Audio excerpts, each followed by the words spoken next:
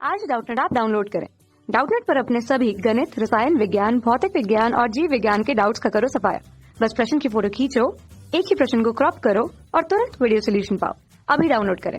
Hello दोस्तों, प्रश्न है लघुत्तम समापवर्त ज्ञात कीजिए गुणनखंड विधि से। तो यहाँ पे हमको लासा बताना है गुणनखंड विधि से। किसका? 40, 36, 126 का।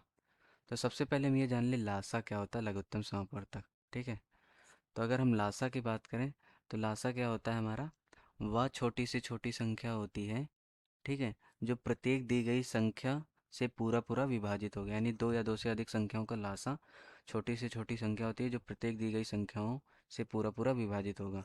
तो कहने का मतलब क्या है, जो इनका लासा आएगा वो 40, 36 और 126 से पूरा पूरा विभाजित होगा।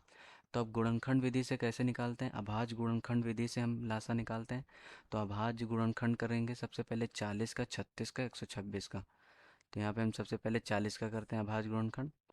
तो अभाज्य गुणनखंड करते हैं अभाज्य संख्या की मदद से। अभाज्य संख्याएं क्या होती है ये जान लें पहले। अभाज्य संख्याएं, तो अभाज्य संख्याएं वे संख्याएं होती हैं जो स्वयं से विभाजित होती हैं और एक से, यानी उनका गुणनखंड एक होगा और वह स्वयं संख्या। तो अगर बात करें जैसे कि अभाज्य संख्या 2 हो गया, 3 हो गया, 5, 7, 11, 13, ये सब है। ठीक है, तो सबसे छोटी अभाज्य संख्या से हम शुरुआत करते हैं, फिर आगे की तरफ चलते जाते हैं। तो यहाँ पे सबसे छोटी अभाज्य संख्या क्या है? 2। तो इकाई के स्थान पे 0 तो विभाजित हो जाएगा 2 से पूरा पूरा। तो यहाँ पे जो भागफल आएगा वो लिखेंगे, 40 को भाग दो 2 से तो ये 20 बार जाएगा। तो 20 यहाँ पे भागफल है। ठीक है, और यहाँ पे फिर ये जो 2 है ये हमारा भाजक हो जाएगा। अब बात करें फिर से 2 से जाएगा तो ये हो जाएगा 10। फिर 2 से करेंगे 2 पंचे 10। अब 5 से, 5 खुद में अभाज्य संख्या तो 5 से जाएगा, 5 एक ना 5। तो हम तब तक करते हैं जब तक कि हमको अंत में 1 मिल जाए। तो यहाँ पे 40 का अभाज्य गुणनखंड क्या आया? 2 गुणे 2 गुणे 2 गुणे 5। अब इसी तरह हम 36 का भी कर लेते हैं। तो 36 का भाज्य गुणनखंड करेंगे तब सबसे छोटी अभाज्य संख्या क्या है? 2 2 से करेंगे तो 2 एकम 2, हाथ से लगा 1, 6 उतरेगा 16, 2 अट्ठे 16। फिर 2 से करेंगे तो 9, 2 9 18 होता है। 3 से जाएगा 3 त्रिका 9, फिर 3 से करेंगे 3 एकम 3। तो यहाँ पे जो 36 का अभाज्य गुणनखंड आया वो 2 गुणे 2 गुणे 3 गुणे 3।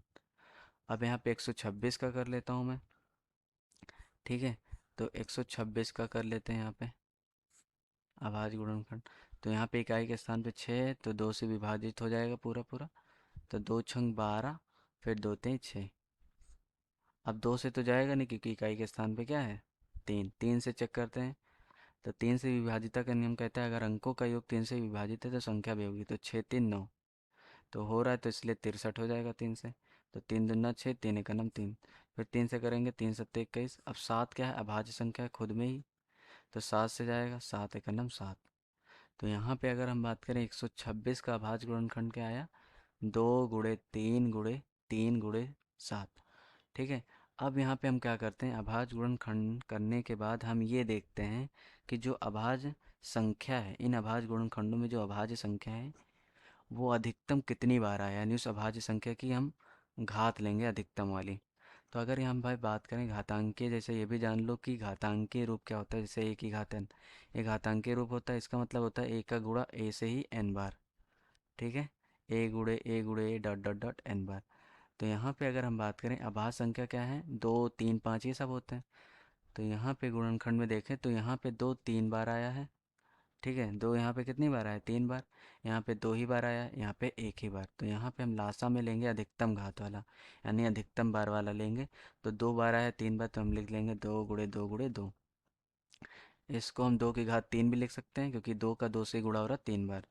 फिर यहाँ पे गुणे में अब हम बात करते हैं 3 का। तो यहाँ पे 3 2 बार आया और यहाँ पे भी 2 बार आया और इसमें आया ही नहीं। तो यहाँ पे हम 3 2 बार आया अधिकतम बार, तो 3 गुणे 3 हो जाएगा। अब 5 की बात कर लें तो यहाँ पे केवल 5 है और किसी में नहीं है तो इसको लिखेंगे। और फिर यहाँ पे 7 अकेला है तो इसको लिख लेंगे। ठीक है, तो ये हो जाएगा लासा। लासा हमने कैसे बताया, या फिर आप एक तरीका करो कि जो इन सभी में आ रहा है, जो उभयनिष्ठ पद है उसको एक ही बार लिखो, जो बच रहा है उसको लिख लो। ठीक है, तो यहाँ पे अगर हम बात करें अब इनका गुणा कर लो, 2 दूनी 4, 4 दूनी 8, गुणे 3 त्रिका 9 हो गया। और यहाँ पे अगर हम बात करें 7 गुणे 5 यानी 35। अब 9 अठे 72 गुणे 35 ये हो जाएगा। तो अब यहाँ पे हम क्या करते हैं, इनका गुणा कर लेते हैं 72 का 35 के साथ। तो यहाँ पे 5 दूनी 10, हाथ से लगा 1, 5 सत्ते 35, 1 36। अब 3 से करेंगे, 3 दूना 6 और 3 सत्ते 21। ये जीरो हो गया, 6 6 12, हाथ से लगा 1, 3 1 4 1 5 फिर 2। तो ये आ जाएगा हमारा 2520। यही इस प्रश्न का उत्तर है, ये हो जाएगा लासा। धन्यवाद। कक्षा 6वीं से 12वीं से लेकर नीट, IIT, JEE वो एडवांस के लेवल तक 1 करोड़ से ज्यादा छात्रों का भरोसा। आज ही डाउनलोड करें डाउटनेट ऐप या व्हाट्सएप करें अपने सारे डाउट्स 8400 400 400 पर।